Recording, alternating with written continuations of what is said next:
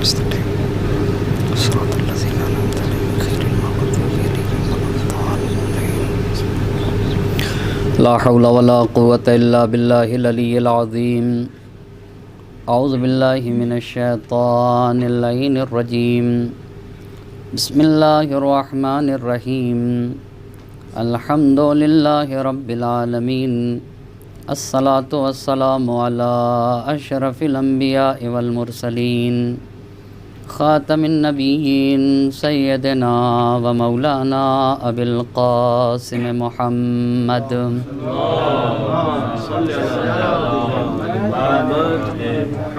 وعلى أهل بيته الطيبين الطاهرين المعصومين ولعنة الله على أعدائهم أجمعين.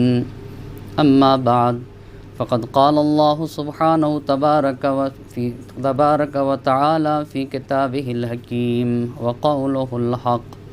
بسم الله الرحمن الرحيم. كتاب أنزلناه إليك لتخرج الناس من الظلمات إلى النور. صلوات پڑھتے پڑھتے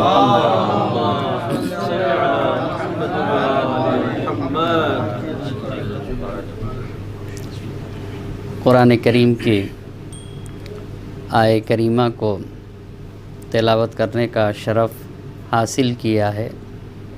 اس میں اللہ اپنے نبی کے مبعوث ہونے کے مقصد کو بیان کر رہا ہے.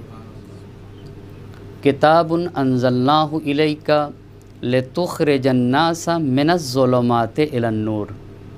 اے میرے نبی، ہم نے آپ پر کتاب اس لیے اتاری ہے تاکہ آپ لوگوں کو ظلمتوں سے نجات دیں. لتخرج الناس من الظلمات الی النور.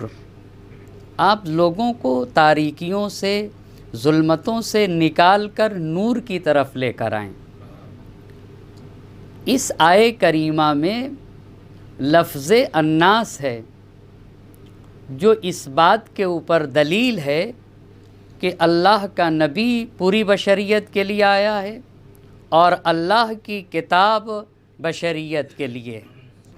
اور نبی آئے اس لیے تاکہ بشریت کو ظلمتوں سے نکال دیں.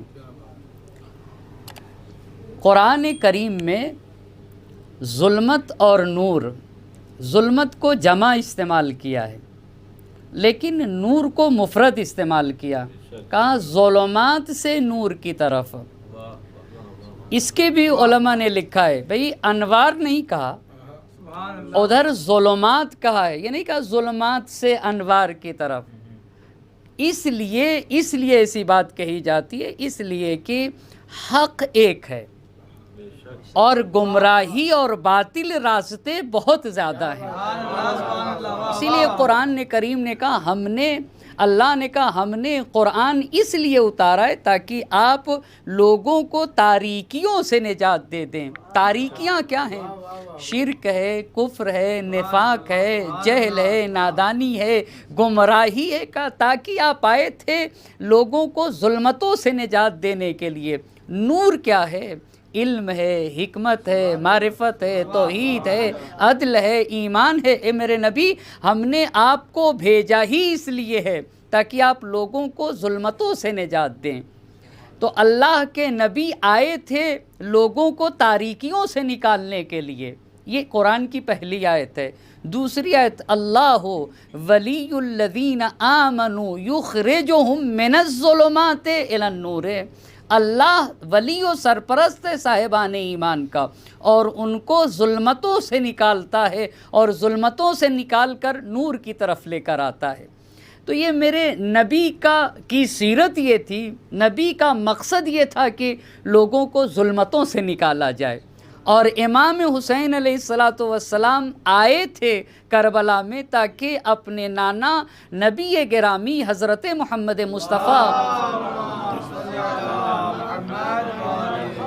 صلی اللہ علیہ وآلہ وسلم کی سیرت کو زندہ کر سکیں. اس کا مطلب یہ ہوا کہ ہمارے نبی کی ایک سیرت یہ تھی کہ آئے تھے تاکہ سماج اور معاشرے کی ہر فرد کو نورانی بنا دیا جائے، ہر فرد سے تاریکیوں کا خاتمہ کر دیا جائے، اور ہر طرح کی ظلمت کو سماج اور معاشرے سے مٹا دیا جائے۔ اور نبی کے نواسے بھی آئے تھے اور وہ کہہ رہے تھے امام حسین میں نکلا اس لیے تاکہ اپنے نانا کی سیرت کو زندہ کر سکوں۔ اس کا مطلب یہ ہے کہ کربلا کا قیام اس لیے تھا تاکہ سماج اور معاشرے کو نورانی بنایا جا سکے، اور سماج اور معاشرہ تبھی نورانی ہوگا جب فرد اور افراد میں نورانیت پائی جائے گی۔ اسی لیے چھٹے امام امام جعفر صادق علیہ السلام نے آپ کا یہ فقرہ موجود ہے، بذل محجتہ فیک لیستنقذ عبادک من الضلالۃ والجہالۃ والشک والارتیاب الی باب الہدی من الردی۔ ایک صلوات پڑھ دے بر محمد اور آل محمد۔ آ جائیں وزیر بھائی ادھر آ جائیں، ایک اور صلوات پڑھ دیں بر محمد اور آل محمد۔ ایک اور صلوات کا سہارا دیتے ہیں بر محمد اور آل محمد۔ بس ہمارے نبی آئے تھے تاکہ لوگوں کو تاریکیوں سے نکالا جائے، لوگوں کو ظلمتوں سے نکالا جائے، لوگوں کو ہر طرح کی تاریکی سے۔ اب سوال، اور امام حسین علیہ السلام نے اپنا خون دیا تاکہ بشریت کو ضلالت سے نکال دیا جائے، جہالت سے نکال دیا جائے، شک و ارتیاب سے نکال دیا جائے، اور ہر طرح کی پستی سے نجات دے دی جائے۔ اس لیے امام حسین علیہ السلام نے خون بہایا تھا۔ لیکن یہ جو ظلمت ہے اور نورانیت ہے، روایات کو دیکھیے گا تو روایات سے یہ اندازہ لگتا ہے کہ ظلمت اور نورانیت تین چیزوں میں پائی جاتی ہیں۔ پہلی چیز، یا انسان کا عقیدہ نورانی ہے، یا انسان کا عمل نورانی ہے، یا خود انسان نورانی ہے۔ یہ تین چیزیں، اور اسی کے ساتھ جب انسان کا عقیدہ نورانی ہے تو کبھی عقیدہ نورانی ہے تو اس کے مقابل میں عقیدہ ظلمانی ہوگا۔ جب عمل نورانی ہے تو نورانی عمل کے مقابل میں ظلمانی عمل ہوگا، اور کچھ افراد نورانی ہوتے ہیں تو اس کے مقابل میں کچھ افراد ظلمانی ہوں گے۔ انہی تین باتوں کو آپ کی خدمت میں عرض کرنا چاہوں گا۔ کبھی عقیدہ نورانی ہے، اس نورانی عقیدے کے مقابل میں ظلمانی عقیدہ ہے۔ مثلا توحید نور کا نام ہے، مگر شرک و کفر و نفاق یہ ظلمت کا نام ہے۔ اسی طرح سے عمل نورانی ہے، نماز نور کا نام ہے، صدق نور کا نام ہے، یعنی تمام اچھائیاں یہ سب کیا ہے، اچھے عمل یہ سب نور کا نام ہے، مگر ادھر سے بے نمازی، تہمت، غیبت، فسق و فجور یہ سارے وہ عمل ہیں جو ظلمانی کہا جائیں گے۔ اور اسی طرح سے جیسے کبھی عقیدہ نورانی ہے تو عقیدہ ظلمانی، کبھی عمل نورانی ہے تو کبھی عمل ظلمانی، اور کبھی افراد ظلمانی ہے اور کبھی افراد نورانی ہے۔ نورانی افراد اہل بیت کے لیے کہ اہل بیت نورانی ہیں، مگر شمرو، یزیدو اور دشمنان اہل بیت یہ ظلمانی ہے۔ ایک صلوات پڑھ دے بر محمد اور آل محمد۔ اب میں اسی عنوان سے چند باتیں آپ کی خدمت میں عرض کرنا چاہوں گا، لیکن ترتیب ایسے رکھنا چاہوں گا: نورانی عمل، نورانی عقیدہ اور نورانی افراد۔ سب سے پہلے نورانی عمل کی بات کرنا چاہوں گا۔ نورانی عمل کیا ہے؟ توجہ کرے گا۔ نورانی عمل میں سے ایک انسان کا سچا ہونا ہے، صادق ہونا ہے۔ یہ ایک عمل ہے جسے نورانی عمل کہتے ہیں، جس کے مقابل میں ظلمت یعنی جھوٹ، چاہے وہ کسی چیز میں بے جھوٹ ہو۔ توجہ کرتے جائیے گا، حدیث پڑھتا ہوں: من اخلص للہ 40 صباحا جرت ینابیع الحکمہ من قلبہ علی لسانہ۔ اگر 40 دن کوئی انسان اپنے آپ کو ظلمتوں سے بچا لے، گناہ سے بچا لے، تو اتنا پاک و پاکیزہ ہوتا ہے کہ یعنی یوں کو اتنا نورانی ہوتا ہے انسان کا قلب کی روایت کہتی ہے کہ ایک چشمہ نہیں، حکمت کے چشمے جاری ہوں گے۔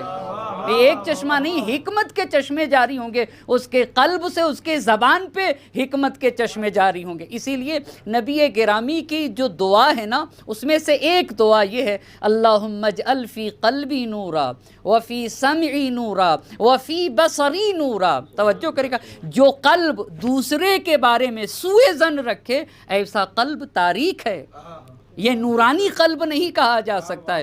جو کان برائیوں کو سنے، وہ کان نورانی کان نہیں ہو سکتا ہے۔ جو آنکھ گناہ کی طرف بڑھے نا، جو آنکھ حرام چیزوں کو دیکھے، وہ آنکھ نورانی نہیں ہو سکتی ہے، وہ آنکھ ظلمانی ہے۔ توجہ کریے گا، اے اللہ میرے قلب کو نورانی بنا، میری آنکھ کو نورانی بنا، میرے کان کو نورانی بنا۔ اسی طرح سے نورانی عمل میں سے ایک عمل ہے انسان کا صادق ہونا اور سچا ہونا۔ توجہ کریے گا، ادھر وہ روایت آئے، حدیث پڑھی آپ کی خدمت میں، 40 دن اگر برائیوں سے بچ جائے تو اتنا نورانی ہوتا ہے۔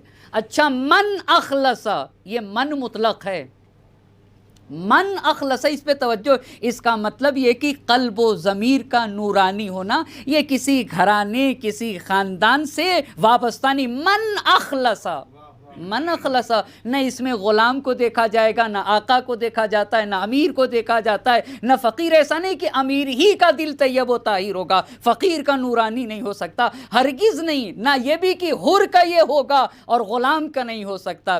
اسی لیے نبی گرامی راوی ہیں، اس پہ توجہ کرنے کی ضرورت ہے۔ اللہ کے نبی راوی ہیں، کہتے ہیں کہ ایک شخص اپنی جگہ سے نکلا تو دیکھا کہ مجمع ہے اور ایک انسان ہے لوگوں کو حکمت کا درس دے رہا ہے۔ ایک انسان لوگوں کو کس کا درس دے رہا ہے؟ حکمت کا۔ آپ کو پتہ ہے وَمَن یُؤْتَ الْحِکْمَةَ فَقَدْ أُوتِیَ خَیْرًا کَثِیرًا، حکمت کا درس دینا یعنی یہ انسان نورانی ہے، اس کا قلب نورانی ہے۔ بھیڑ ہے تو یہ ایک انسان جاتا ہے، دیکھتا ہے کہ بھائی آخر کون سا انسان ہے جو وہ کام کر رہا ہے جو انبیاء اور مرسلین کا وظیفہ ہے۔ حکمت کا درس دینا یہ انبیاء و مرسلین کا وظیفہ ایک عام انسان دے رہا ہے۔ جب انسان نے، اس شخص نے جا کر دیکھا تو یہ کہتا ہے کہ جو انسان لوگوں کو حکمت کا درس دے رہا ہے، یہ تو کبھی کسی بازار میں خریدا اور بیچا جاتا تھا، یہ تو ایک غلام ہے۔ بہت توجہ کریے گا، من اخلصہ پہ بھی غور کرنے کی ضرورت ہے۔ یہ تو ایک غلام انسان ہے، اس کو کیسے حکمت مل گئی؟ اسے بہت توجہ ہوئی، بہت تعجب ہوا، آخر ایک غلام انسان کو بھی اتنا نورانی بن سکتا ہے اس کا قلب؟ تو رہ نہ گیا، اس نے پوچھتا ہے کہ الست عبد آل فلان، کیا تم فلاں انسان کے غلام نہ تھے؟ اس پہ توجہ کرنے کی ضرورت ہے۔ بس مجھے پہلی چیز نورانی عمل، اس میں بھی صدق کو آپ کی خدمت میں عرض کرنا ہے، کیا تم فلاں انسان کے غلام نہیں تھے؟ کہا بلا، غلام تو تھا۔ تو پوچھتا ہے کہ کیسے اس مقام تک پہنچے، کیسے تمہارا قلب نورانی ہوا؟ تو اس انسان نے، وہ غلام کون تھا؟ وہ غلام کوئی اور نہ تھا، وہ لقمان حکیم تھے، وہ لقمان حکیم تھے۔ کہا پھر آپ کو یہ مقام ملا کہاں پہ؟ انہوں نے 6 باتیں بتائیں، جس میں سے صرف آج ایک بات آپ کی خدمت میں عرض کروں گا۔ کہا بتاؤ آپ کو یہ مقام ملا؟ کہا جب سے میں نے خیمہ حیات میں قدم رکھا ہے، 6 چیزوں سے میں جڑا رہا، جس میں سے پہلی بات جو بتائی ہے صدق الحدیث ہے۔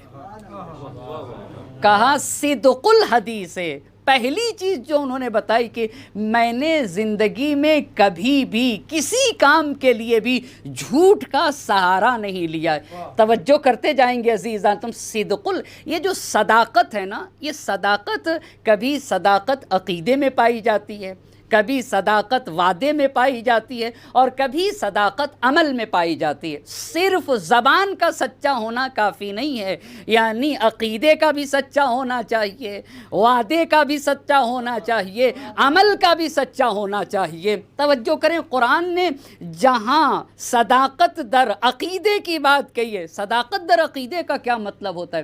یعنی جس عقیدے کو اپنے دل سے اسے مانتے ہیں نا، میدان عمل میں اسی پہ ڈٹے رہنا۔ اسی لیے قرآن نے صداقت در عقیدے کی جو بات کہی ہے، یہ آیت پیش کی علماء نے، ان الذین قالوا ربنا اللہ ثم استقاموا تتنزل علیہم الملائکہ الا تخافوا ولا تحزنوا۔ جو لوگ اپنے دل سے مانتے ہیں کہ اللہ ان کا رب ہے اور پھر مقام عمل میں ڈٹے رہتے ہیں نا، تو فرشتے ان پہ نازل ہو کر کہتے ہیں کہ اللہ تخافوا ولا تحزنوا وابشروا بالجنۃ التی کنتم توعدون۔ تمہیں نہ ڈرنے کی ضرورت ہے، نہ خوف کرنے کی ضرورت ہے، تمہیں وہ جنت مبارک ہو جس کا تم سے وعدہ کیا گیا۔ یہ صداقت در عقیدہ ہے۔ لیکن صداقت در وعدہ کسے کہتے ہیں؟ توجہ کریے گا، وَاذْكُرْ فِي الْكِتَابِ اسماعیل انہ کان صادق الوعد وکان رسولا نبیا۔ کتاب خدا میں اسماعیل کو یاد کرو۔ اسماعیل کون تھے؟ آپ دیکھیں نبی کے جب صفات بیان کر رہا ہے اللہ تو کہہ رہا ہے انہ کان صادق الوعد، وہ وعدے کے سچے انسان تھے، وعدے کے سچے انسان تھے، وکان رسولا نبیا، اور ہمارے بھیجے ہوئے رسول تھے۔ بس یہ صداقت در عقیدہ، صداقت در وعدہ، اور ایک ہے صداقت در عمل۔ ثبت لی قدم صدق، اے میرے اللہ زیارت عاشورہ میں نا میرے قدم صدق کو ثبات عطا فرما دے۔ یہ کہ اس کا مطلب یہ کہ انسان عقیدے میں بھی سچا ہونا چاہیے، وعدے کا بھی سچا ہونا چاہیے، عمل میں بھی سچا ہونا چاہیے۔ تو یہ سچائی انسان کو کیا عطا کرتی ہے؟ پہلی چیز آپ یاد رکھیں گے، اور خاص طور سے یہ بات ہم اور آپ سے بہت زیادہ مربوط ہے، بہت زیادہ مربوط ہے۔ کیوں؟ اس لیے کہ سچائی کا جو پہلا اثر ہے نا، پہلا اثر وہ اعتماد ہے، اعتماد ہے۔ آپ کوئی بھی سماجی کام کریں، کوئی بھی علمی کام کریں، کوئی بھی کلچرل کام کریں، یوں کہوں کہ کوئی بھی گروہی کام، چاہے وہ مادی کام ہو یا معنوی کام ہو، بغیر اعتماد کے کوئی بھی سماجی اور مادی اور کلچرل کام ہو ہی نہیں سکتا ہے۔ ہاں، پر اس کا مطلب ہے کہ مادی اور معنوی اور گروہی کام میں کامیابی کے لیے اعتماد کی ضرورت ہے۔ اور اعتماد کہاں سے آئے گا؟ اعتماد سچائی سے آتا ہے۔ آپ دیکھیں، مثال دینا چاہوں گا، ایک با اثر سیاستداں اگر چند مرتبہ جھوٹ بولے تو لمحوں میں اس کا سارا اثر ضائع ہو جائے گا۔ چند تقریروں میں جھوٹ بول دے، اچھا ایک رائٹر اپنی چند کتابوں میں جھوٹ لکھ دے، آپ اس کا اثر باقی رہ جائے گا؟ ہرگز نہیں رہ سکتا۔ اس کا مطلب اسی طرح سے سماج اور معاشرے میں اگر ہمیں بھی مفید واقع ہونا ہے نا، تو سچائی کا دامن ہرگز نہیں چھوڑنا ہوگا۔ اس لیے کہ اعتماد ہی کے اوپر جو ہے نا آپ کوئی بھی کام کر سکتے ہیں، کوئی سماجی کام، کوئی کلچرل کام، یہ اعتماد کے اوپر متوقف ہے، اور اعتماد سچائی سے آتا ہے۔ اسی لیے مولا کائنات نے کہا الصدق صلاح کل شیء۔ اس پہ غور کریں، آپ دیکھیں الصدق صلاح کل شیء، یعنی ہر شے کی فلاح و بہبودی صدق کے اوپر موقوف ہے۔ اور ادھر سے کہا والکذب فساد کل شیء، اور جو ہے اگر تباہی و بربادی وہی کے اوپر آتی ہے نا جہاں سچائی کا دامن چھوڑ کے جھوٹ کو اختیار کیا گیا ہو۔ ایک صلوات پڑھتے بر محمد اور آل محمد۔ اب میں ایک بات عرض کرنا ہے، بغیر سچائی کے اعتماد ہو ہی نہیں سکتا۔ میں سمجھتا ہوں کہ سماج اور معاشرے میں جھوٹ بول کے کچھ ہو سکتا ہے، ہرگز نہیں عزیزان محترم۔ تباہیاں انسان کے کا خیر مقدم کریں گی اگر انسان نے زندگی میں جھوٹ کا سہارا لیا۔ اور میرے مولا نے کہا ہے کہ یہ بتاؤ کہ زندہ انسان اور مرے انسان میں کیا فرق ہے؟ روایت کہتی ہے کہ جو انسان جھوٹ بولتا ہے نا، جھوٹ ظلمت کا نام ہے، صدق نورانیت کا نام۔ جو انسان جھوٹ بولتا ہے، جھوٹے اور مردے میں کوئی فرق نہیں ہے۔ کہا جھوٹا اور مرا ہوا انسان، حدیث پڑھ رہا ہوں، حدیث یہ ہے کہ الکذاب والمیت سواء، میت سواء۔ آپ یہ بتائیے کسی جگہ گواہی دینا ہو تو جھوٹے انسان کو لے جائیں گے یا مرے کو لے جائیں گے؟ بھئی گواہی دلانے کے لیے آپ مردے کو لے جائیں گے؟ ہرگز نہیں۔ کہا جھوٹا انسان اور مرا ہوا انسان یہ دونوں برابر ہیں۔ فَإِنَّ فَضِيلَةَ الْحَيِّ عَلَى الْمَيِّتِ۔ ایک بات پہ توجہ کرنے کی ضرورت ہے کہ ایک زندہ انسان کی مرے ہوئے انسان پر فضیلت کیا ہے؟ کیا فضیلت ہے؟ میری جو ہم اور آپ زندہ ہیں اور کچھ لوگ جو مر گئے، ایک زندہ انسان کی مرے ہوئے انسان پہ کیا فضیلت ہے؟ فَإِنَّ فَضِيلَةَ الْحَيِّ عَلَى الْمَيِّتِ الثِّقَةُ بِهِ، یعنی ایک زندہ انسان کی مردہ کے اوپر اتنی فضیلت ہے کہ لوگ اس کی بات کے اوپر اعتماد کریں۔ فَإِذَا لَمْ يُوثَقْ بِكَلَامِهِ بَطَلَتْ حَيَاتُهُ، اگر اس کی بات کے اوپر اعتماد نہ کیا جائے نا تو اسے سمجھ لینا چاہیے کہ وہ انسان زندہ نہیں ہے، وہ انسان مرا ہوا ہے۔ ایک صلوات پڑھیں بر محمد اور آل محمد۔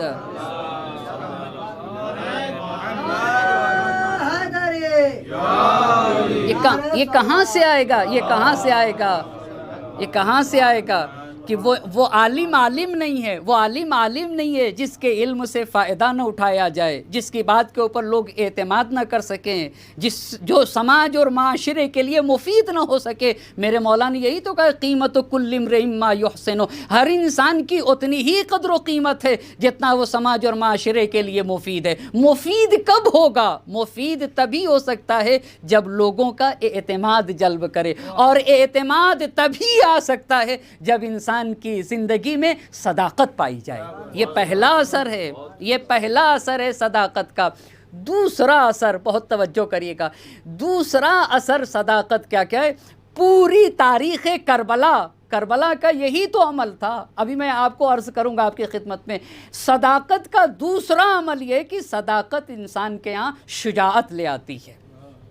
صداقت انسان کے ہاں کیا لے آتی ہے؟ شجاعت اور شہامت لے کر آتی ہے۔ میں آپ سے پوچھنا چاہوں گا، ابتدا سے لے کر سید الشہداء آخر تک کوئی بات اپنے ساتھیوں سے مخفی رکھی؟ سید الشہداء نے کہا جو ہے نا جان قربانی دینا ہے، اور جو قربانی دینے کے لیے یعنی جو اپنے نفس کی قربانی دینے کے لیے تیار ہے، فَلْيَرْحَلْ مَعَنَا، وہ ہمارے ساتھ آئے، ایک بات بھی مخفی نہ رکھی۔ ایک بنیادی سوال آپ سے پوچھنا چاہتا ہوں کہ امام حسین علیہ السلام عاشور کے دن 30,000 کی فوج کو خطاب کر کے یہ کہہ رہے تھے، 30,000 کی فوج کو، یہ بتاؤ کیا میں نے تم میں سے کسی کا خون بہایا ہے جو تم مجھے قتل کرنا چاہتے ہو؟ پورے 30,000 کے مجمع میں خاموشی چھائی ہوئی تھی۔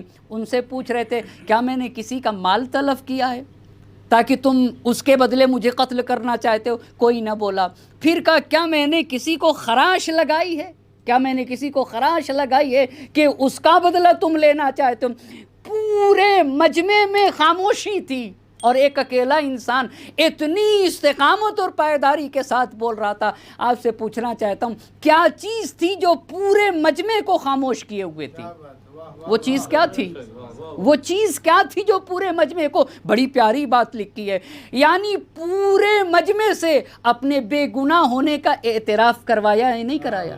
وہ بھی دشمن تھے، کوئی دوست تو تھوڑی تھے، یعنی خون کے پیاسے دشمن سے اپنے بے خطا ہونے کا اعتراف کروایا۔ اور وہ بھی وہ کیا چیز تھی جو ان کے دہانوں پہ تالے لگائے ہوئے تھی، ان کی زبانوں میں گرہ لگائے ہوئے تھی؟ علماء نے لکھا ہے صرف اور صرف ایک چیز تھی جو دشمن کے منہ میں تالے لگائے ہوئے تھی، وہ حسین کی سچائی اور حسین کی حقانیت تھی۔ ایک صلوات پڑھے بر محمد اور آل محمد۔ وہ حسین کی سچائی تھی۔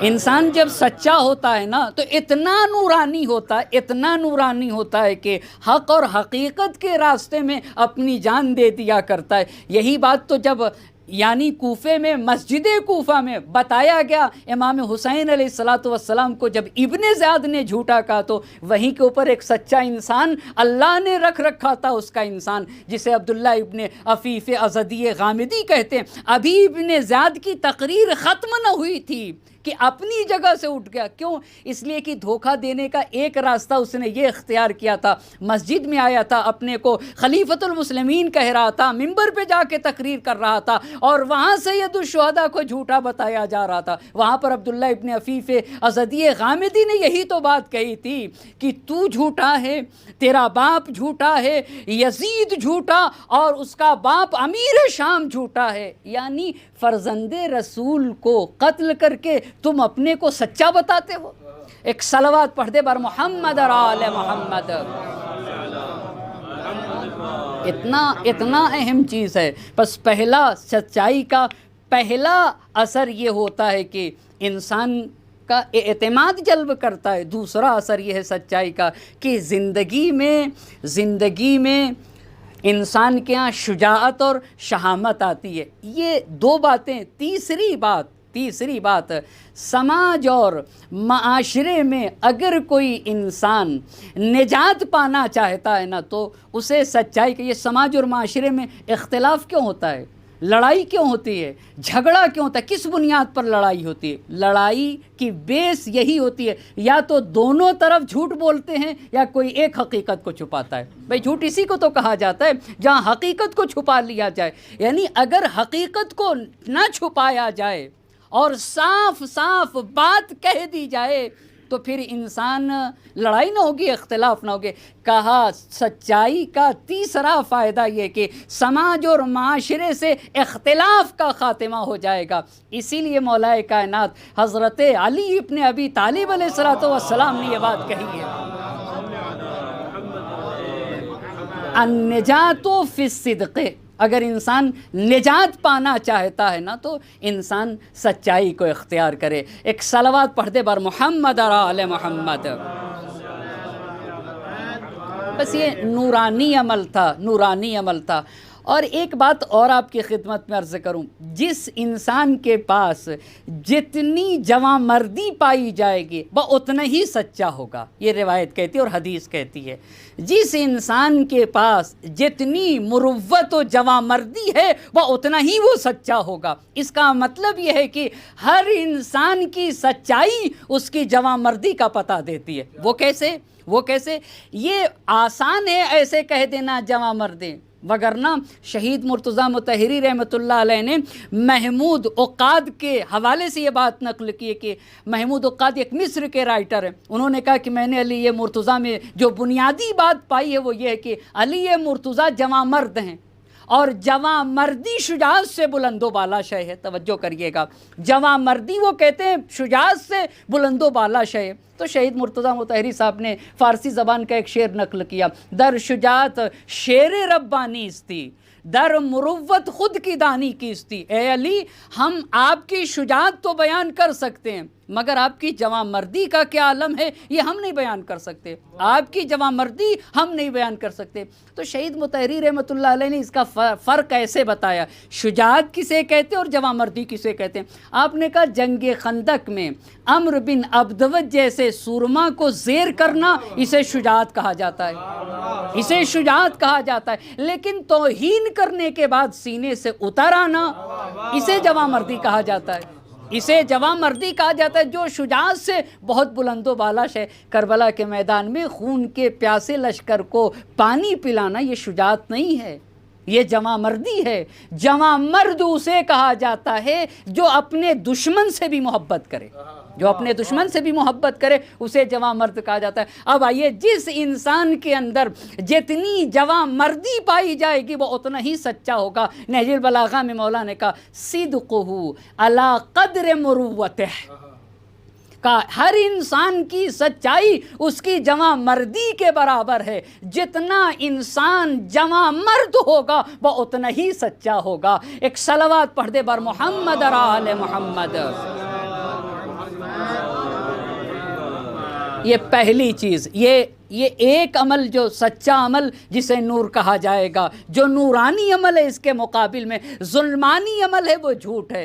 ہم میں ایسے طلباء ہیں میں خود جانتا ہوں کہ المصطفیٰ میں ایڈمیشن ہونا تھا تو ممکن ہے بعض نے جھوٹ بولا، مگر ایک ایسے طالب علم تھے کہا نہ ہو مگر میں جھوٹ نہیں بول سکتا. اور آج بہت سارے لوگوں سے وہ طالب علم اچھا ہے، اتنی جلدی رشد اس نے کیا.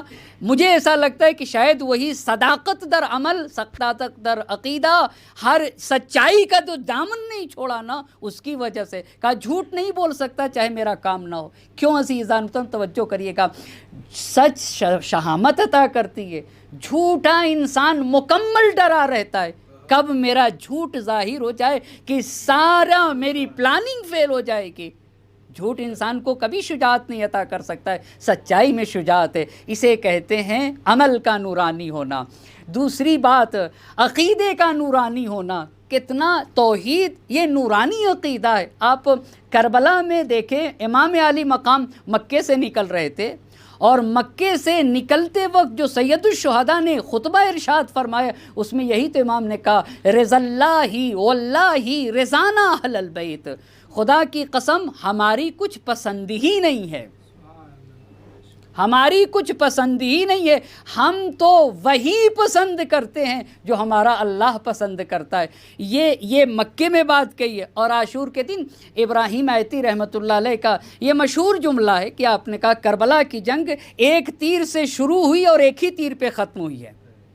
یہ آپ کا جملہ ہے کہ ایک تیر سے شروع ہوئی کربلا کی جنگ اور ایک ہی تیر پہ ختم ہوئی ہے. توجہ کرتے جائیے گا. وہ کیسے؟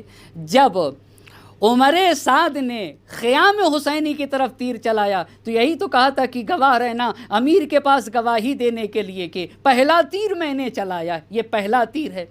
اور آخری تیر جب امام حسین علیہ السلام کے جسم میں توانائی باقی نہ رہ گئی تھی اور آخری تیر آیا ہے جس کی بنیاد کے اوپر زین سے زمین پر تشریف لے آئے فرزند رسول، تو وہاں کے اوپر میرے امام نے یہی تو کہا تھا، رضم بقضائک و تسلیما لامرک لا معبود سواک یا غیاث المستغیثین. اے میرے اللہ، حسین تیرے فیصلے پر راضی ہے اور تیرے امر کے سامنے سر تسلیم خم کیے ہوئے ہے. لا معبود سواک یا غیاث المستغیثین، تیرے سوا حسین کا کوئی معبود نہیں ہے. اسی لیے تو جوش نے یہ بڑی پیاری بات کہی ہے کہ تنہا وہ ایک اشارہ ہے معبود کی طرف، سجدوں سے کھینچتا ہے جو مسجود کی طرف.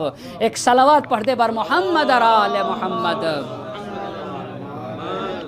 بس یہ دو باتیں. تیسری بات افراد کا نورانی ہونا. مستقل ایک بحث ہے کہ کیسے انسان نورانی ہو سکتا ہے، افراد کیسے نورانی ہوتے ہیں. ممکن ہے ایک باپ ہی کے کئی بیٹے ہوں، ایک نورانی ہو اور دوسرا بیٹا ظلمانی ہو. جس میں میں دو شخصیتوں کا تذکرہ کرنا چاہوں گا. البتہ مختصر طور پر ایک اور شخصیت کا تذکرہ کروں. یہ تاریخ میں جو مصعب ابن عمیر ہیں جنہوں نے مدینے میں فیلڈ ہموار کی تاکہ اسلام پھیل سکے، بہت مالدار گھرانے سے تھے، بہت مالدار گھرانے سے تھے. اپنے ماں باپ میں سے، اپنے پوری فیملی سے اکیلا انسان ہے جو مسلمان ہوا تھا. اور جب مسلمان ہوئے تھے تو اتنا قیمتی لباس پہنتے تھے کیونکہ مالدار گھرانے سے تھے، نہایت وجیح، نہایت قیمتی لباس پہنتے تھے. لیکن جیسے ہی اسلام کو قبول کیا، ماں باپ نے اسلام کو قبول تو نہ کیا تھا، خود انسان مسلمان ہوا. اسلام کو جب قبول کیا تو آہستہ آہستہ پیسہ ختم ہوتا گیا اور بوسیدہ لباس پہننے لگے، بوسیدہ لباس، پرانے لباس پہننے لگے، معمولی لباس پہننے لگے. تو جب شہید ہوئے جنگ احد میں مصعب ابن عمیر تو معمولی کفن دیا گیا. تو اللہ کے نبی نے کہا کہ مصعب ابن عمیر کو اگر تم ابھی سلام کرو نا، سلام کرو تو مصعب ابن عمیر تمہارے سلام کا جواب دیں گے. ھذا عبد نور اللہ قلبہ، کہ یہ وہ انسان ہے اللہ نے جس کے قلب کو نورانی کر دیا. کتنا عظیم مرحلہ. ایک جوان 21-22 سال کا جوان جس نے پورے اسلام کے رشد کے لیے فیلڈ ہموار کی ہے. جب یہ مسلمان ہوئے جتنا قرآن اترا تھا سارا قرآن حفظ کر ڈالا. اور جب آئے مدینے والے کی کوئی مبلغ اسلام بھیجیے تو اللہ کے نبی نے انہی کو مدینہ بھیجا تھا، مصعب ابن عمیر کو. جا کر مدینے والوں کو قرآن سکھاتے تھے اور نماز پڑھاتے تھے. یہ پہلا نورانی فرد. یہ رسول اللہ صلی اللہ علیہ وآلہ وسلم کے صحابیوں میں سے ہیں. دوسرا پیغمبر کے ایک صحابی ہیں قرظہ انصاری، جن کے دو بیٹے ہیں. ایک بیٹے کا نام ہے عمرو بن قرظہ انصاری، دوسرے بیٹے کا نام ہے علی بن قرظہ انصاری۔ یہ قرظہ یہ رسول اللہ کے صحابی جنگ احد میں شریک رہے، جنگ صفین میں مولا کائنات کے ساتھ رہے۔ خود قرظہ کوفے میں فقہ کے درس دیا کرتے تھے، اور ایک زمانے میں فارس کے گورنر بھی رہے جناب قرظہ۔ سن 51 ہجری میں آپ کی وفات ہوئی کربلا سے پہلے۔ لیکن دو بیٹے، ایک بیٹے کا نام ہے عمرو بن قرظہ، دوسرے بیٹے کا نام ہے علی بن قرظہ۔ عمرو بن قرظہ نورانی ہے مگر علی بن قرظہ ظلمانی ہے۔ 6 محرم کو عمرو بن قرظہ سید الشہداء کے پاس آتے ہیں، اور سید الشہداء کے پاس آ کر کہتے ہیں کہ میں آپ کی نصرت کرنا چاہتا ہوں اور آپ سے ملحق ہونا چاہتا ہوں۔ امام علی مقام نے کہا ٹھیک ہے۔ جب یہ 6 محرم کو آ گئے تو عمرو بن قرظہ کے حوالے کچھ کام کیے امام نے، جس میں سے ایک کام یہ کیا تھا، جا کر عمر سعد سے بات کرو تاکہ میں اس سے کچھ باتیں کرنا چاہتا ہوں۔ بھئی کربلا میں 2 محرم کو امام حسین علیہ السلام آئے اور 10 محرم کو جنگ ہوئی ہے۔ اس کا مطلب دیکھیں 8 دن کا فاصلہ ہے۔ سوچنا چاہیے نا کیوں ایسا ہوا؟ 2 محرم کو امام حسین علیہ السلام کربلا میں آئے، 10 محرم کو جنگ ہوئی، تو عمرو بن قرظہ 6 محرم کو آئے۔ امام نے ان کے حوالے کچھ کام کیے تھے، جس میں سے ایک کام یہ تھا کہ عمر سعد سے جا کر وقت لو، اس سے بات کرنا ہے۔ اب یہ عمرو بن قرظہ گئے، عمر سعد سے گفتگو ہوئی، طے یہ پایا کہ 8 محرم کو ملاقات ہوگی سید الشہداء کی۔ 8 محرم کو عمر سعد اپنے ساتھیوں کے ساتھ 2 لوگوں کو وہ لے کر آیا تھا، اور ادھر سے امام حسین علیہ السلام بھی اپنے ساتھ 2 لوگوں کو لے گئے، ایک جناب علی اکبر ہیں اور ایک جناب عباس ہیں۔ اب عمرو بن قرظہ، توجہ کریے گا، عمرو بن قرظہ کہتے ہیں کہ گفتگو شروع ہوئی دونوں لوگوں کے درمیان، ادھر سے عمر سعد ہے، ادھر سے سید الشہداء ہیں، دونوں میں گفتگو شروع ہوئی۔ یہ کہتے ہیں عمرو بن قرظہ کہ میں غور سے سن رہا تھا کہ آخر فرزند رسول عمر سعد سے کیا کہنا چاہتے ہیں اور کیا کہہ رہے ہیں۔ کہا میں غور سے سن رہا تھا مگر آواز نہیں آ رہی تھی، اسی لیے تاریخ میں کہیں نہیں ملے گا کہ امام حسین علیہ السلام عمر سعد میں کیا بات ہوئی ہے۔ ہاں باتیں ہوئی ہیں، کہا میں سن رہا تھا لیکن سنائی نہیں دے رہا تھا۔ اور جب عمر سعد اٹھ کے جانے لگا تو امام نے عمر سعد سے ایک جملہ کا جو میں نے سن لیا، اما تتق اللہ الذی الیہ معادک، کیا تم کو اس خدا کا خوف نہیں جس کے بارگاہ ہمیں پلٹ کے جانا ہے؟ تم اس خدا سے نہیں ڈرتے؟ توجہ کریے گا، کہا یہ کہا لیکن پھر بھی وہ جانے لگا تو امام حسین علیہ السلام نے وہ کہا کہ اللہ اسی دنیا میں ہی تمہارے بستر ہی پہ تمہیں واصل جہنم کرے گا۔ جو بات کہی تھی ایسے ہوا، جناب مختار نے عمر سعد کو اس کے بستر ہی پہ قتل کیا۔ اتنی بات ہو گئی۔ یہی عمرو بن قرظہ اتنا نورانی ہوا، یہ ہو سکتا ہے رسول اللہ کے 2 چچا، ایک ابو لہب ظلمانی ہے اور ایک جناب حمزہ اتنے نورانی ہیں کہ جن کے اوپر اہل بیت فخر کرتے ہیں۔ یہی عمرو بن قرظہ جو لوگ عاشور کے دن سید الشہداء جب نماز پڑھ رہے تھے تو جو لوگ امام کے آگے کھڑے ہوئے تھے ان میں سے ایک جو تاریخ نے لکھا یہی عمرو بن قرظہ انصاری ہیں۔ عمرو بن قرظہ انصاری آگے کھڑے ہوئے تھے، تیر آیا، زخمی ہو کر زمین کربلا پر گر گئے۔ سید الشہداء آگے بڑھے تو ان کو شک ہوا کہ آخر میں نے سید الشہداء کے ساتھ جو وعدہ کیا تھا وہ وعدے کی وفا کیا نہیں کی، تو پوچھ لیا اوفیت یا ابن رسول اللہ، کیا میں نے اپنے وعدے کی وفا کر دی اے فرزند رسول؟ تو امام نے ان کے لیے جملہ ارشاد فرمایا، انت امامی فی الجنہ، انت امامی فی الجنہ، تم جنت میں مجھ سے پہلے جاؤ گے، مجھ سے پہلے تم جنت میں جاؤ گے۔ ایک صحابی، ایک مجاہد کے 2 بیٹے مگر ایک نورانی اور ایک علی بن قرظہ، یہ ظلمانی بیٹا ہوا۔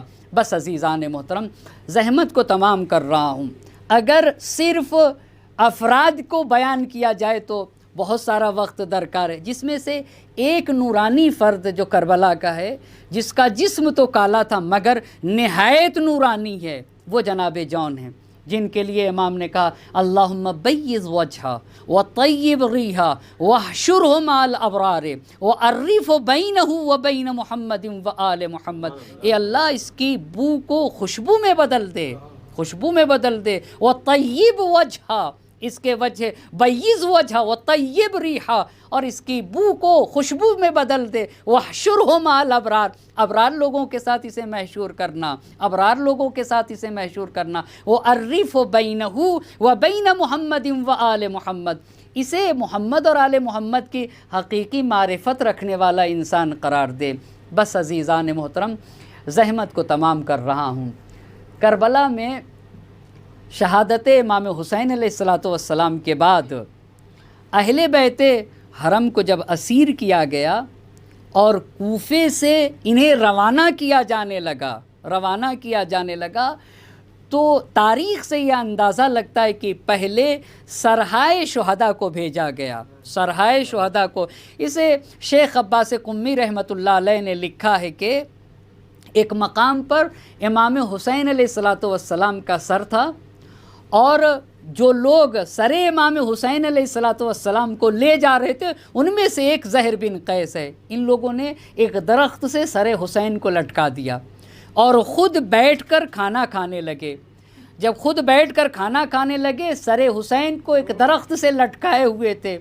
آپ لکھتے ہیں کہ ایک یحییٰ نامی شخص جو یہودی تھا مگر ضمیر اور قلب کا پاک انسان تھا، وہ اپنے گھر سے نکلتا ہے، دیکھتا ہے کہ ایک سر ہے جسے ایک درخت سے لٹکایا گیا ہے، اور وہ بھی ایک سر کو کتنے سارے لوگ اپنے ساتھ لے جا رہے ہیں، تو اس کو تعجب ہوا کہ حتماً یہ کسی اہم انسان کا، کسی مہم انسان کا سر ہے، کسی معمولی انسان کا سر تو نہیں ہو سکتا ہے۔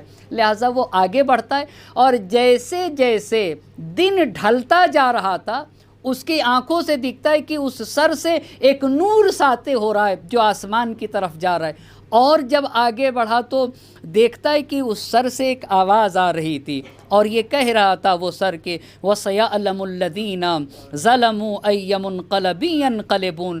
آگے بڑھتا ہے انسان، آگے بڑھنے کے بعد پوچھتا ہے کہ بھائی یہ بتاؤ یہ کس انسان کا سر ہے؟ ان لوگ سے اصرار کرتے کے بعد اصرار کرتا گیا، نہیں بتایا، یہاں تک کہ یحییٰ نامی شخص نے ان لوگوں سے بحث و جدال بھی کیا اور وہی قتل ہو گیا۔ کہا کہ تمہیں شرم نہیں آتی؟ تم نے فرزند رسول سید الشہداء کے سر کو ان کے بدن سے جدا کر دیا۔ بس عزیزان محترم، اجرکم علی اللہ، ایک عام انسان، ایک یہودی انسان تھا مگر فرزند رسول کی محبت تھی۔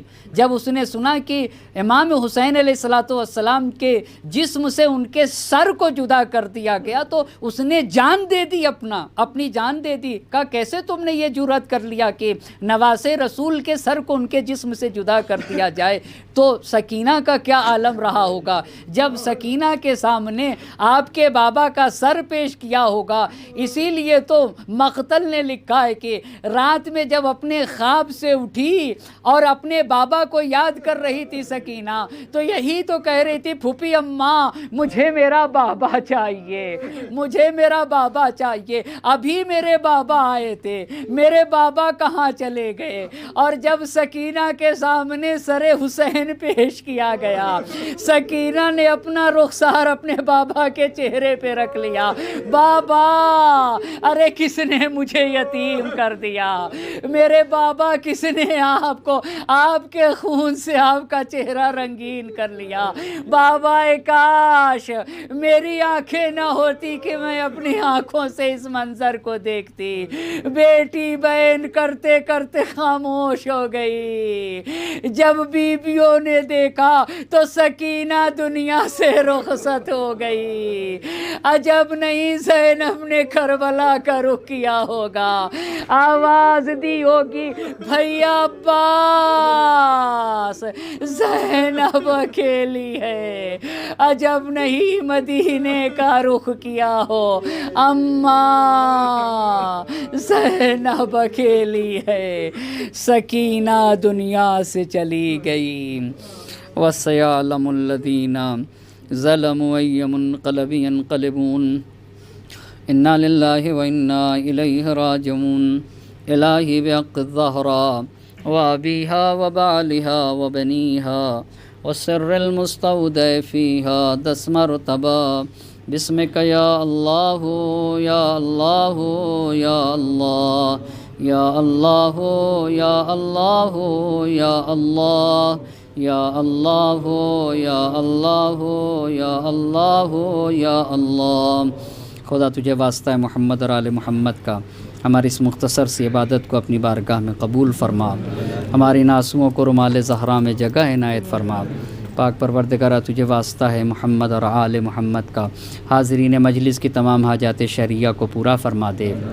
ہم میں جو بیمار انہیں شفائے کامل و عاجل عنایت فرما، دنیا میں جہاں کہیں بھی جو بھی مومنین و مومنات مریض ہیں انہیں شفائے کامل و عاجل عنایت فرما۔